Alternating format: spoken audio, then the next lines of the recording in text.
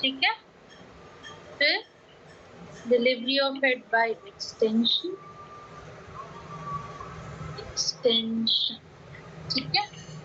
फिर होगा रेस्टिट्यूशन और उसके बाद आएगा एक्सटर्नल रोटेशन। उसके बाद होगा delivery of head by delivery of trunk by lateral rotation, ठीक है। अभी क्या होता है मैं बताता हूँ धीरे धीरे। सबसे पहले आएंगे एंगेजमेंट, ठीक है। एंगेजमेंट क्या होता है? एंगेजमेंट में जो हेड है बेबी का, जो हेड, क्या बेटा? नहीं हो रहा है, हाँ शो नहीं हो रहा है, दिखाई नहीं दे रहा है। नहीं मैम, बढ़िया दिख रहा है मैम, वो अच्छी दिख रहा है। सही दिख रहा है, सही दिख रहा है।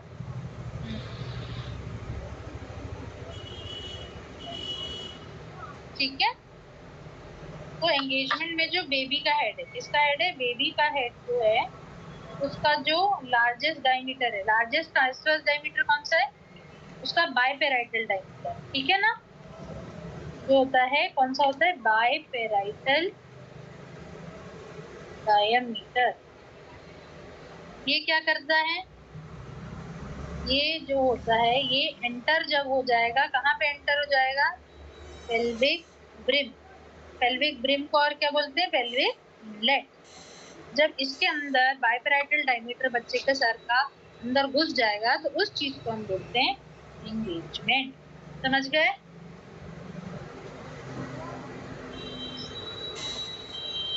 ठीक है।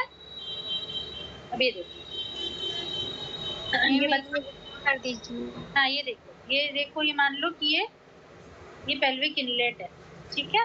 अब बच्चे का जो बाइपेराइटल, ये बाइपेराइटल डायमीटर है मान लो, ठीक है। तो जब ये इनलेट के अंदर बच्चे का बाइपेराइटल डायमीटर घुस जाता है ना, तब उस चीज को हम बोलते हैं एंगेजमेंट, ठीक है। समझ गए? ठीक है। अब देखो डिसेंट क्या होगा, इसी डायग्राम से समझो। अभी बच्चे का सर यहाँ है, ठीक है, यहाँ पे। अब डिसेंट में क्या होगा? ये बच्चा जो है ये पूरी कर्व को धीरे धीरे फॉलो करते हुए ऐसे ऐसे ऐसे ऐसे जाएगा और नीचे तक आ जाएगा, तो इसको हम बोलते हैं डिसेंट। समझ रहे हो? डिसेंट मतलब नीचे तक आना, ऊपर था ऊपर से नीचे आ गया तो डिसेंट, ठीक है। अगर आप किसी पहाड़ी पे हो, पहाड़ी से आप नीचे कर रहे हो, तो आप उसको क्या बोलोगे? डिसेंट, क्योंकि आप ऊपर थे अब आप नीचे आ रहे हो, तो ये आपका डिसेंट है। समझ गए? तीसरी चीज क्या है? फ्लेक्शन, ठीक है। Madam please make this picture big मेरा। बेटा आपके पास भी तो जूम है, उसको जूम कर लो। सारी मेहनत मैडम कर ले।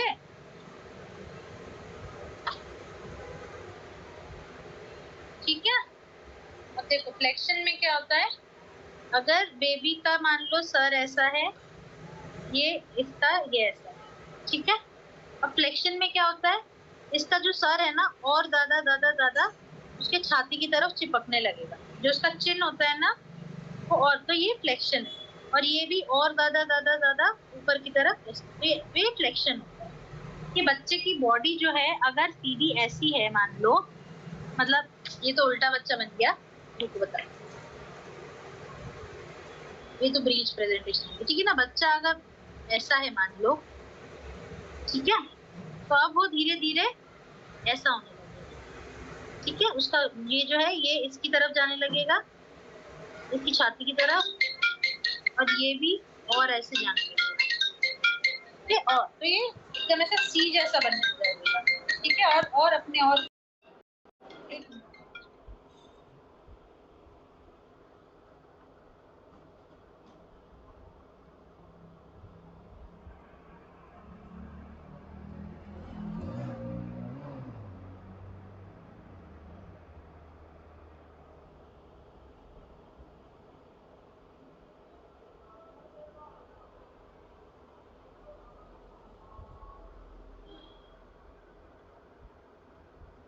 चलो दिख रही है, स्क्रीन दिख रही है। Yes ma'am. चलो अब ये फ्लेक्शन है, ठीक है, हमने ये पढ़ लिया। अब ये डिसेंट और फ्लेक्शन है ना, जैसे जैसे बच्चा नीचे जाता जाता है तो जब तक बच्चा डिलीवर नहीं होता डिसेंट और फ्लेक्शन चलता ही रहता है, चलता ही रहता है, ठीक है।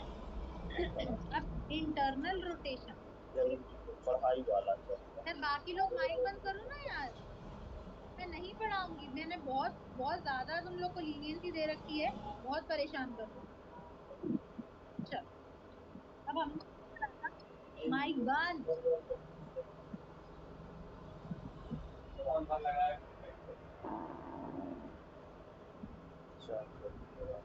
अच्छा। क्यों आप लोगों को भाषा हिंदी समझ नहीं आ रही? वो इधर आओ। मैम अच्छा समझ में आता है आपका टॉपिक, पता नहीं क्या बोलते हैं।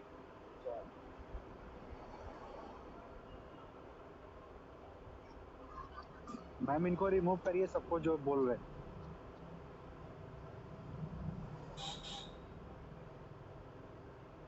तो चलो इसको रिमूव भी नहीं होगा।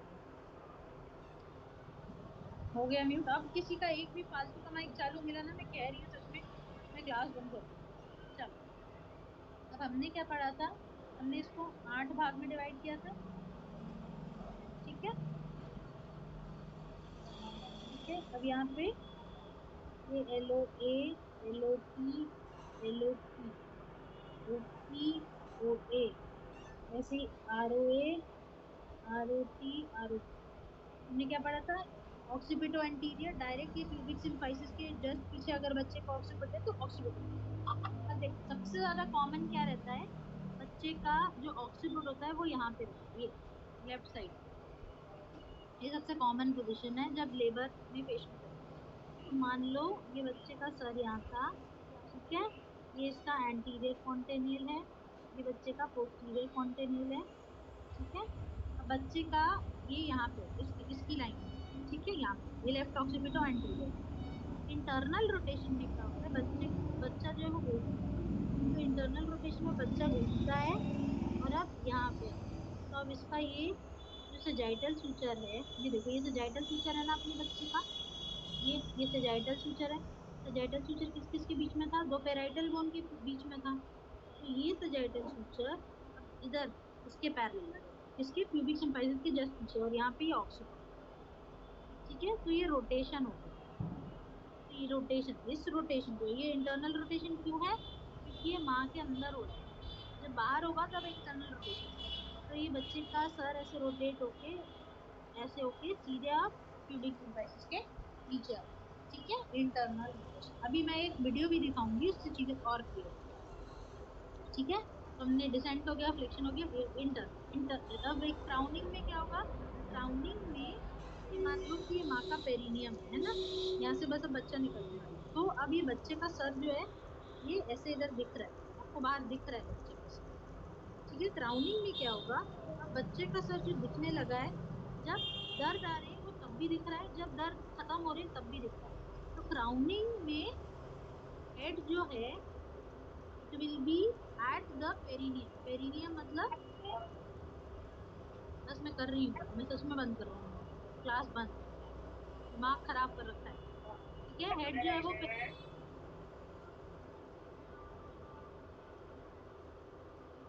कौन था ये तमाशे करने वाला इंसान, ठीक है। हेड जो है पेरिनियम पे है, और अब ये रिसीड बैक नहीं कर रहा है, मतलब ये वापस नहीं जा रहा है। जब कॉन्ट्रैक्शन है तब भी ये नीचे की तरफ ही आ रहा है, कॉन्ट्रैक्शन खत्म हुए तब भी, लेकिन ये वापस नहीं जा रहा है। तो at the perineum and does not recede back, does not recede back मतलब वापस नहीं जाएगा, ठीक है। does not recede back मतलब कि वापस नहीं जाएगा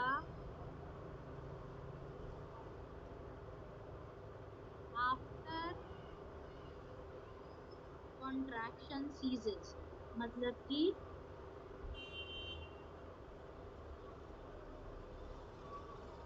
दर्द खत्म होने के बाद भी, ठीक है, समझ गए। अब क्राउनिंग जब होगी उसके बाद अब बच्चे का सर बाहर होगा। तो डिलीवरी ऑफ हेड कैसे होती है, बच्चे का सर जो है वो, फिर उसके बाद क्या होगा, बच्चे का सर कैसे डिलीवर होगा, एक्सटेंशन, ये मैं वीडियो दिखाऊंगी उससे समझाएगा, द्वारा डिलीवर होगा। ठीक है। अब एक चीज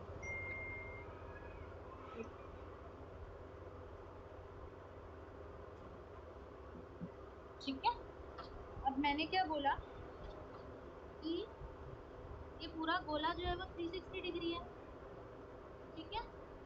अब इसको हमने भागों में बांटा तो ये जो है, ये एक भाग जो होता है ये 1/8 होता है, 1/8, 8 भाग में बांटा ना, 8/8 के लिए ये 1/8, ये 1/8, फिर ये 1/8 बनाया, आड़ा टेढ़ा है मैंने, ये 1/8।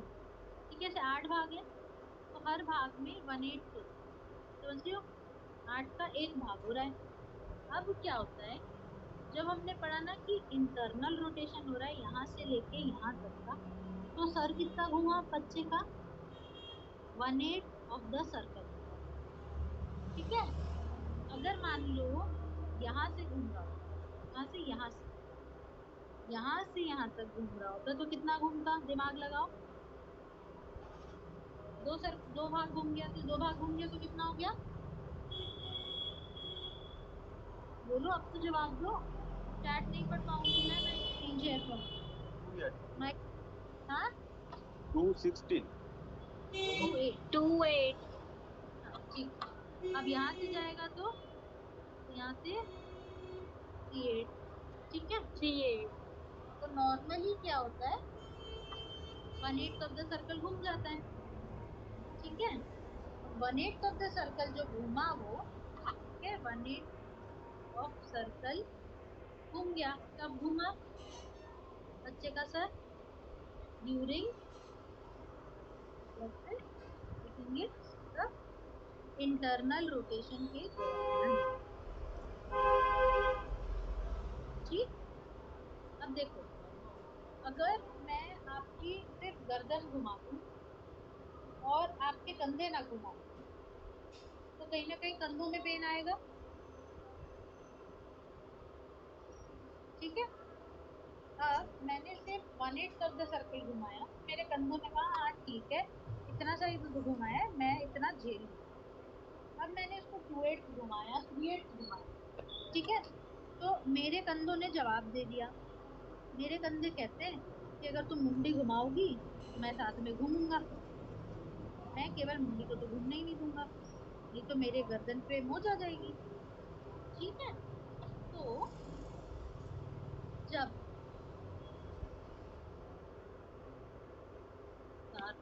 ना आप लोग को दिखेगा, जब मेरा बच्चे का सर यहाँ से यहाँ घूम रहा था, मोटा कर लूं इसको, जब मेरे बच्चे का सर यहाँ से लेके यहाँ तक घुमा 1/8, तब कंधों ने कहा कोई बात नहीं, इतना तो हम सही से, ठीक है, कंधे वैसे के वैसे रहे। लेकिन जब मेरे बच्चे का सर यहाँ से यहाँ घुमा, उसने कहा ये तो नहीं सहन हो पाएगा।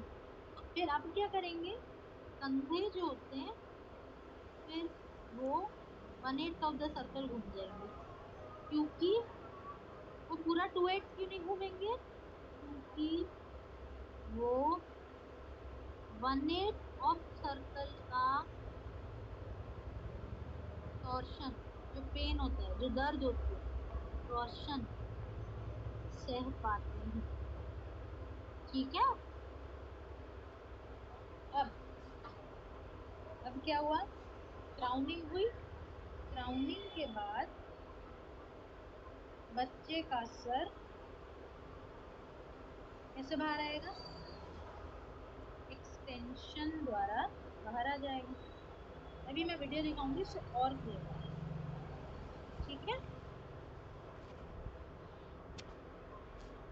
अब देखो, सिर्फ सर निकाल देंगे तो ऐसे थोड़ी चलेगा, बच्चे को तो पूरा का पूरा निकालना है। ठीक। अब आगे का समझाने के लिए पहले वीडियो दिखाती हूँ, फिर अपन और डिटेल में समझेंगे, क्योंकि अगर मैं ऐसे समझाऊंगी ना तो शायद आप लोग कंफ्यूज हो जाए। ठीक। चलो एक वीडियो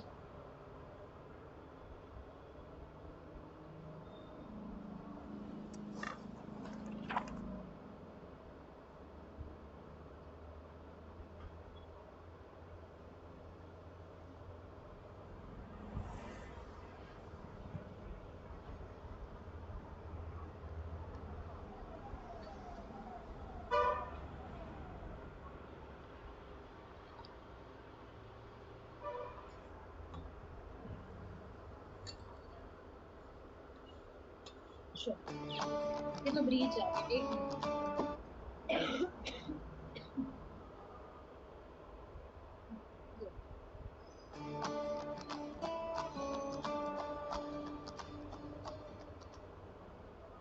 हाय एवरीवन, सुनाई दे रहा है? नर्सिंग लेक्चर चैनल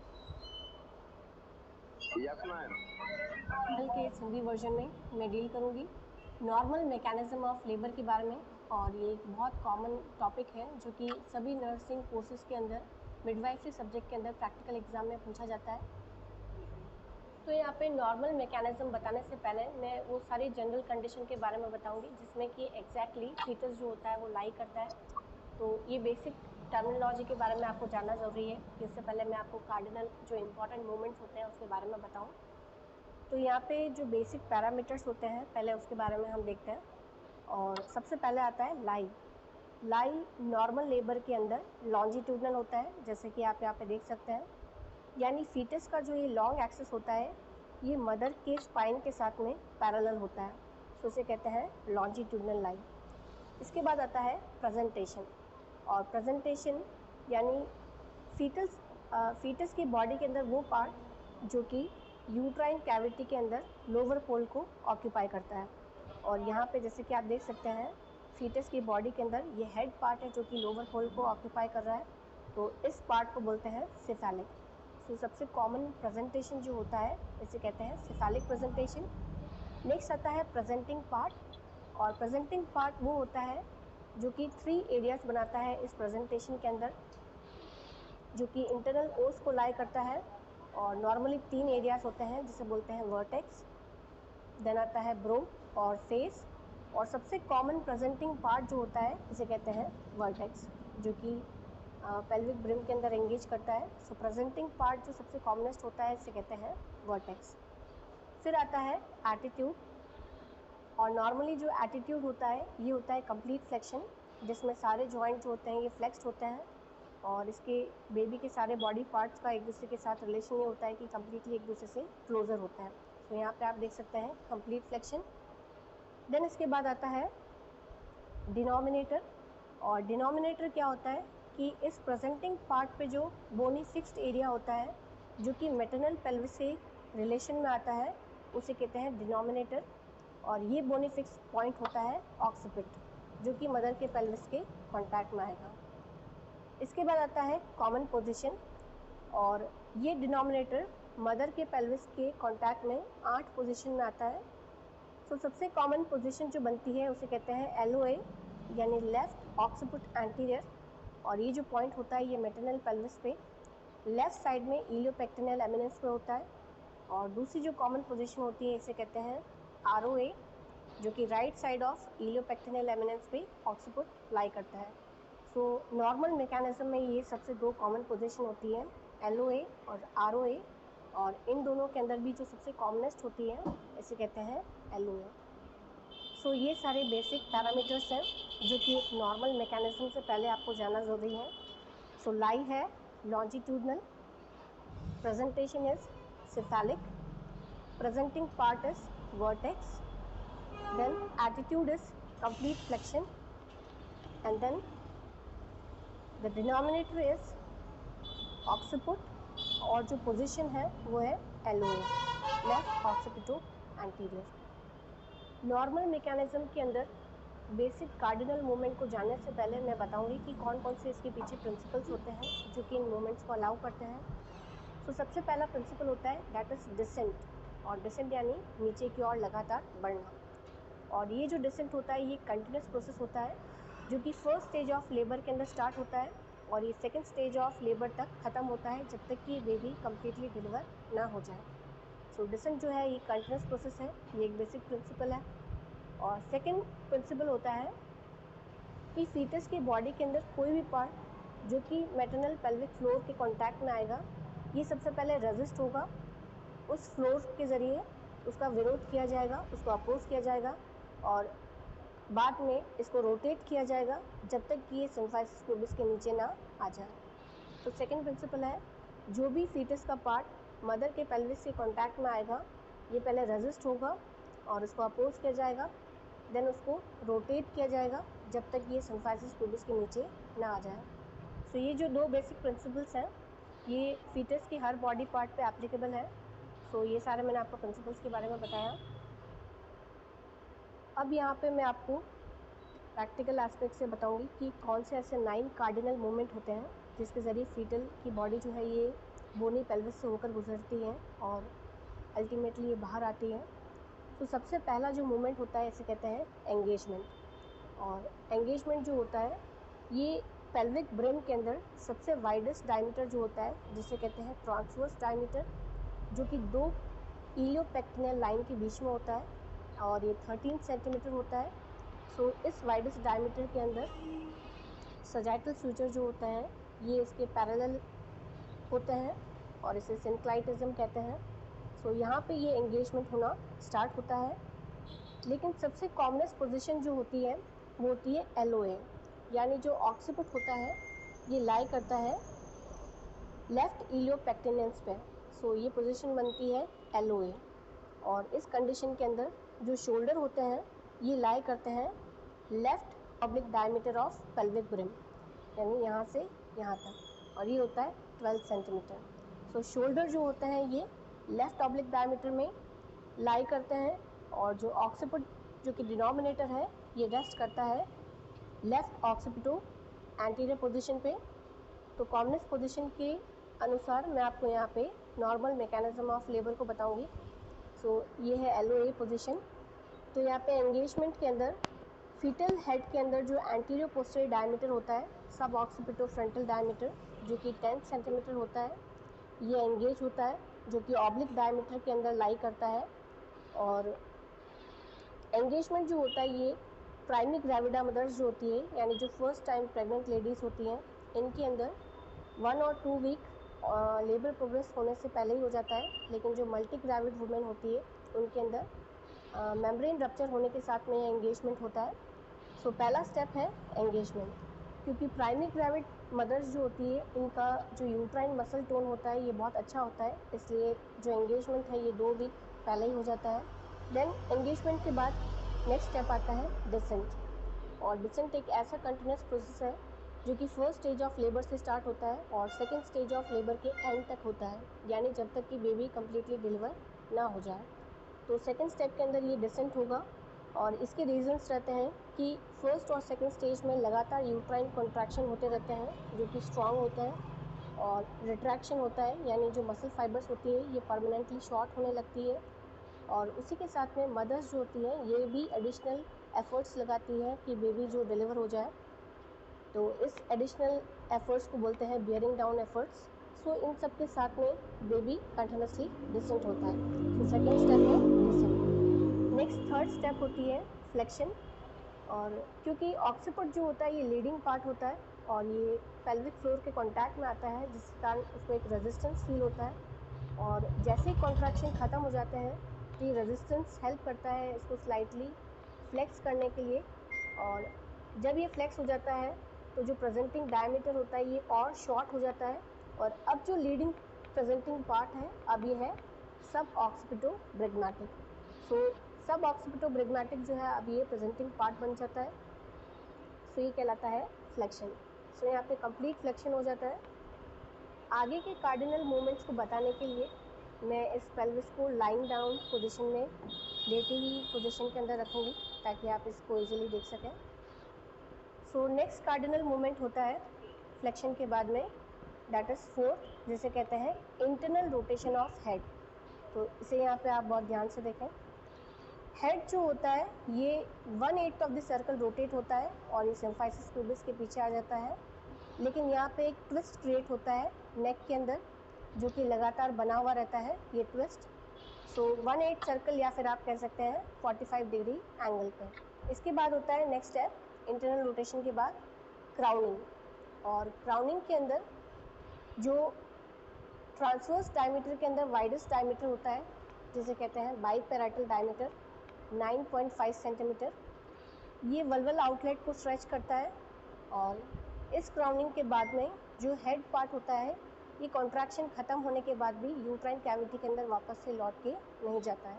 सो ये स्टेप होता है क्राउनिंग। नेक्स्ट होता है एक्सटेंशन ऑफ हेड, जिसके अंदर वर्टेक्स उसके बाद ब्रो और फेस और चिन, ये पार्ट जो होते हैं ये एक्सटेंशन मूवमेंट के ज़रिए बॉन्ड हो जाता है।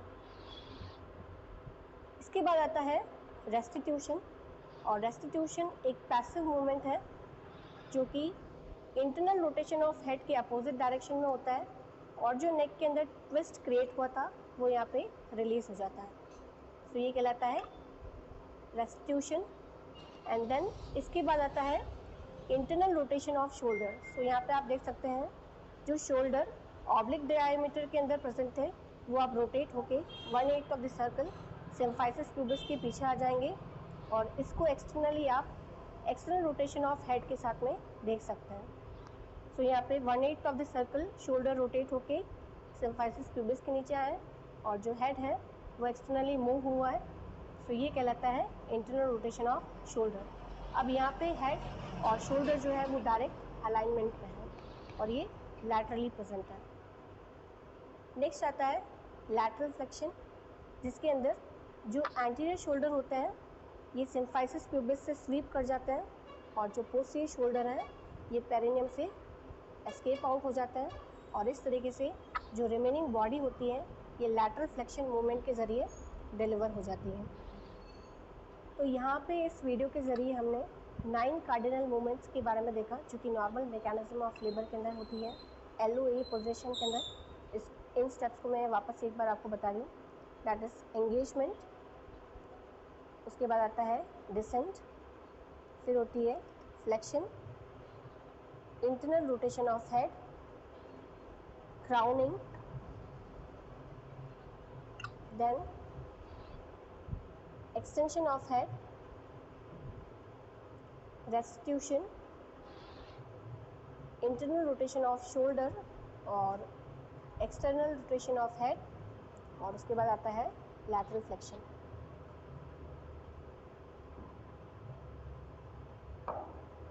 मैं उम्मीद करती हूँ ये प्रैक्टिकल बेस्ड वीडियो आप लोगों के लिए नॉर्मल मैकेनिज्म ऑफ लेबर को समझने के लिए हेल्पफुल रहा होगा। ऐसे कई वीडियोस को देखने के लिए जो कि प्रैक्टिकल बेस्ड हैं और 3D एनिमेटेड वीडियोस हैं जो कि दोनों लैंग्वेजेस के अंदर अवेलेबल हैं, इनको देखने के लिए आप हमारे चैनल को सब्सक्राइब करें, लाइक करें, और कई और लेक्चर्स के बारे में जानने के लिए हमारी ऑफिशियल वेबसाइट जिसका कि लिंक इस वीडियो के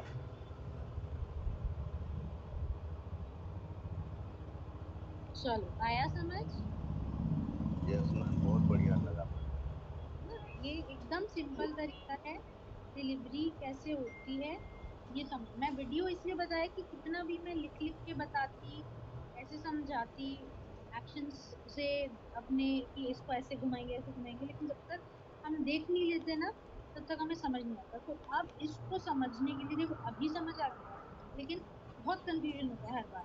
तो आप लोग क्या करोगे, इसको समझने के लिए बार बार वो वीडियो आपको देखना, ठीक है? तो घर में कभी भी टाइम पास कर रहे हो, बोर हो रहे हो, थोड़ा फ्री टाइम मिला है काम से या किसी भी चीज से, तो 10 मिनट का वीडियो फटाफट उसको देख ली, है ना?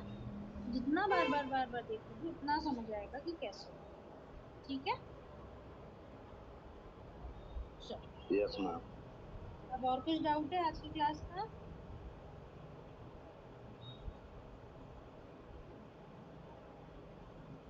मैम इसका लिंक ग्रुप में सेंड कर दीजिएगा। हाँ मैं भेज दूंगी, ठीक है?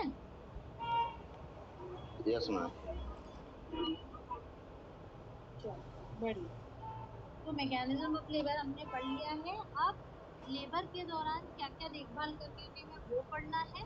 और दूसरी चीज, एक और चीज इसके अलावा मैं बता देती हूँ कि जब डिलीवरी हो जाएगी तो आपको कॉर्ड को, जो अम्बिलिकल कॉर्ड है उसको डिलेड क्लैंप करना है। डिलेड क्लैंप मतलब तुरंत नहीं, अगर बच्चा अच्छा रो दिया तुरंत डिलीवरी के बाद, नहीं रोया है, बच्चे ने पेट में हरा पानी पिया हुआ था, पॉटी की हुई थी, तो उसका लाइकर अगर जो पानी वो हरा है, या फिर RH नेगेटिव है, या HIV है, इनके अलावा अगर किसी भी मरीज की डिलीवरी हो रही है तो सब में डिलेड कॉर्ड क्लैंपिंग, इन सब में जल्दी जल्दी करना है, बाकी सब में डिलेड क्लैंपिंग करनी है। डिलेड क्लैंपिंग में क्या होता है, कितनी देर बाद, डिलीवरी के 1 से 3 मिनट के बाद ही कॉर्ड को क्लैंप करोगे और कट, समझ गए? ठीक है? और उसके बाद फिर 15 मिनट बेबी के डिलीवरी के 15 मिनट के अंदर अंदर आपको क्या करना है, उसका प्लेसेंटा निकल जाना चाहिए। ठीक है। और प्रसव के दौरान क्या क्या देखभाल करनी है वो मैं कल पढ़ाऊंगी। और उसके बाद सब कुछ ठीक रहा तो आपको और क्या करना है, फिर फोर्थ स्टेज ऑफ लेबर क्या है, फोर्थ स्टेज में हमें क्या देखना है, फोर्थ स्टेज में हमें देखना है ऑब्जर्वेशन, फ्लो ब्लीडिंग में। और जब भी प्लेसेंटा निकलेगा ना, तो प्लेसेंटा के दो दो सरफेस होते हैं, एक बच्चे के साइड का होता है, एक माँ के साइड का होता है। ठीक है, तो आपको दोनों तरफ देखना है, माँ के साइड का भी पूरा है कि नहीं, ऐसा लगता है ना कि गड्ढा है बीच में कुछ रह गया, या बच्चे के साइड में भी कुछ मेम्ब्रेन्स तो नहीं रह गई, तो आपको दोनों तरफ देखना है। और उसके बाद अगर कुछ लग रहा है कि अंदर छूट गया है, तो आपको फिंगर्स से पूरा यूट्रस का कैविटी अंदर देखना है, एक्सप्लोर करना है, उसको फील करना है। लगे कुछ भी बचा है तो उसको अपनी फिंगर्स से निकालना है, क्योंकि कुछ भी बचा रह गया ना बेटा तो वो ब्लीड करेगा ही करेगा, पेशेंट को पीपीएच हो सकता है। ठीक है, पोस्टमार्टम हेमोरेज, समझ गए? जी मैम। चलो ठीक। अब और कोई डाउट? No ma'am. ये वीडियो फिर लिंक भेज दूंगी, तो आप निकालोगे तो दिख जाएगा, लेकिन मैं लिंक भेज दूंगी, कोई दिक्कत नहीं है। Yes ma'am. ऑब्जर्वेशन पर 14 आवर्स क्या बेटा? डिलीवरी के बाद आपकी ऑब्जर्वेशन एक मिनट आवर आवाज पूरी 14। आवाज कट रही है, नहीं समझ आ रहा, चैट बॉक्स में लिखो। डिलीवरी के बाद ऑब्जर्वेशन टाइम कितने, 4 आवर्स थे क्या 14 एक आवर्स? घंटा बेटा, 1 hour, fourth stage of labour, only 1 hour.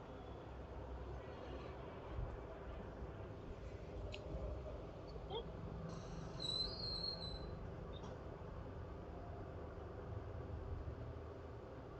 ठीक है। और कुछ डाउट? मैम कल का टॉपिक क्या रहेगा? कल का यही कि लेबर के दौरान आपको मरीज की देखभाल कैसे करनी है, आपके बुक में दिया हुआ है, वही पढ़ाऊंगी।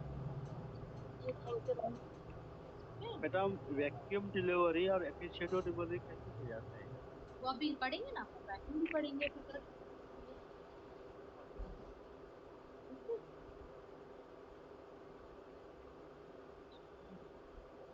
और कुछ? मैम एक क्वेश्चन है, पेशेंट आई थी आज फीमेल, हम्म, उसको उसको पीरियड्स आए मेंस्ट्रुएशन, तो मैम एक दिन चला फिर उसके बाद बंद हो गया, 2 दिन से वो परेशान है पेशेंट। कितने साल की है बेटा? वो 24 ईयर्स की है मैम। पहले सब बेड आराम से नॉर्मल आ रहे थे? हाँ सब नॉर्मल है इसके। वो 1 साल हो गया डिलीवरी हुए है मैम उसको। शादीशुदा है? बच्चा है? Yes ma'am. 1 साल normal yes ma'am. Delivery? Normal delivery हुई थी सर मैम। ठीक है, तो बेटा हो सकता है उसका सबसे पहले ना एक यूपीटी करा लेना, प्रेगनेंसी टेस्ट, क्योंकि कभी कभी प्रेगनेंसी ठहर जाती है, उनको पता नहीं होता, और एक आध थोड़ा सा स्पॉटिंग होता है, ज्यादा महीना नहीं आता है। ठीक है, और इससे यस ऐसे मैम। में एक्टोपिक प्रेगनेंसी का भी रिस्क रहता है। ठीक है, जी। Yes ma'am. तो एक यूपीटी जरूर करा लो, पॉजिटिव आए तो सोनोग्राफी जरूर करा लेना। Yes ma'am. ठीक है, यस। Thank you ma'am. ठीक है। अब बाय बाय टाटा कर ले। हाँ यस मैम, गुड नाइट। चलो गुड नाइट। Thank you. जी madam. Okay ma'am. Okay, thank you. Madam, thank you madam.